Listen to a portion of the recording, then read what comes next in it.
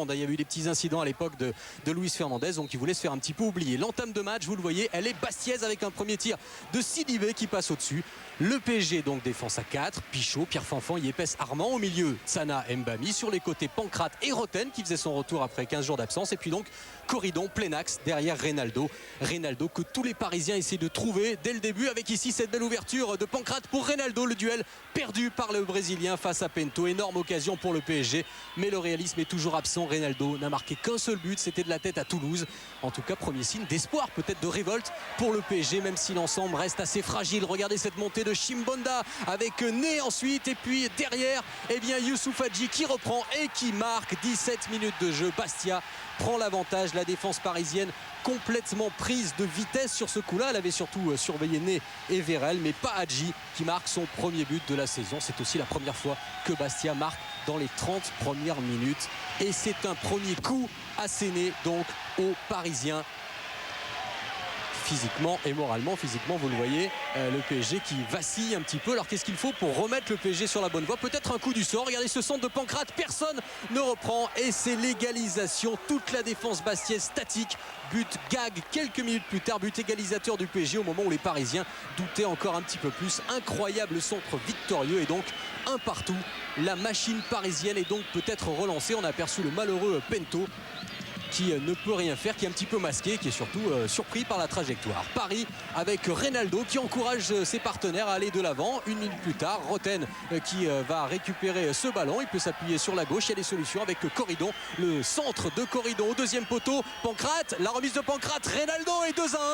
2-1 pour le PSG, exactement le même scénario que lors de Bastia-Bordeaux. Les Corses avaient ouvert le score avant de sombrer littéralement. Bien là, c'est le PSG qui se revigore en l'espace de 2 minutes. Quand même incroyable retournement de situation, favorisé par un excellent Fabrice Pancrate, très inspiré. Très belle remise pour Reynaldo. 2-1.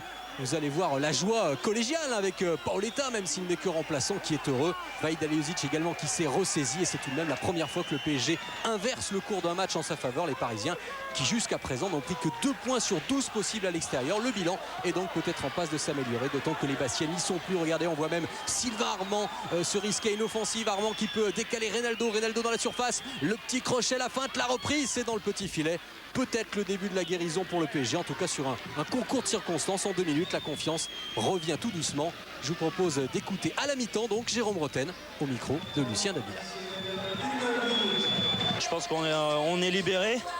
Ça nous a fait mal de prendre un but, mais on a su revenir sur un but chanceux, je dirais. Et après, on a repris confiance en nous et on a créé du jeu à l'image du deuxième but. Elio Boya dans les tribunes, qui n'est donc pas sur la feuille de match, tout comme Ogbeche, Ibisevic et Elder. La seconde période avec des Parisiens, alors là beaucoup plus attentistes, prudents, bien en place. Du coup ça ne passe plus pour Bastia, avec quand même ce centre de Chimbonda. La bonne remise pour Rocky qui frappe, c'est au-dessus. Ça reste quand même très confus. Romain Rocky, prêté par le PSG et qui fête aujourd'hui même ses 23 ans. Le match est nettement moins palpitant. Paris gère plutôt dans la sérénité et Bastia ne parvient plus à varier son jeu.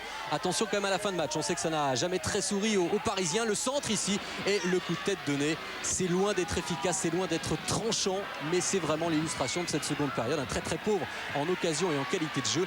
On est maintenant dans le temps additionnel avec ce centre, ce coup de billard et finalement la reprise de Hadji qui n'est toujours pas cadré. Aucun tir cadré dans cette deuxième période. Et donc victoire du PSG, 2-1, la toute première à l'extérieur et peut-être le début de la résurrection.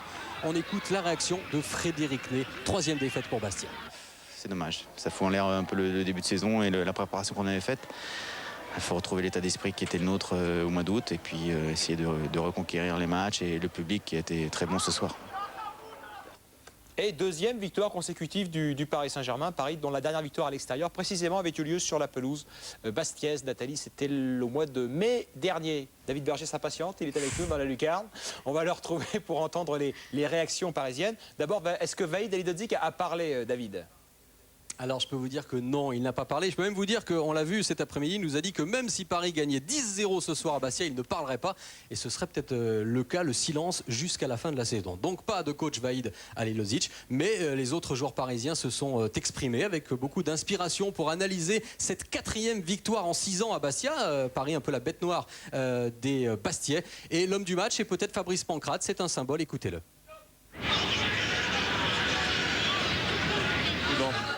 Dans la... Il y a 15 jours derrière, on pourra se reposer tranquillement et dans nos têtes, on sera bien.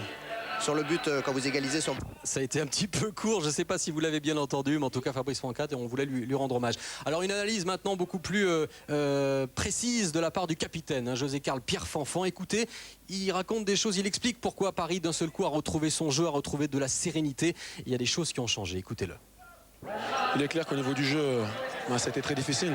C'est notre 7e match en une vingtaine de jours. Donc physiquement c'était assez difficile. Maintenant on a fait preuve de beaucoup de courage. Donc c'est surtout ça qu'il faut noter ce soir. Un bel état d'esprit. On a tous fait corps. Même dans la difficulté, personne n'a lâché, contrairement aux semaines dernières. Donc c'est bon signe. On est en phase de progression. Ça reste positif. On prend 6 points en 2 journées. Je ne dirais pas qu'on rattrape petit à petit, mais en tout cas, on commence à prendre un peu confiance et ça va nous faire du bien. On pourra récupérer pendant une quinzaine de jours tranquillement et dégonfler un peu. Voilà, personne n'a lâché contrairement aux autres matchs. C'est important ce qu'a dit José-Pierre Fanfan. Les Parisiens qui vont maintenant avoir 3 jours de repos pour essayer de digérer un petit peu et puis de se reposer un petit peu. Ce qui a changé au PSG, moi je peux vous dire que le PSG est apparu très serein à gérer, comme un leader presque, en tout cas avec beaucoup de sérénité. Écoutez, Jérôme Roten, question de Lucien Nabila, qu'est-ce qui a changé au PSG en quelques jours ?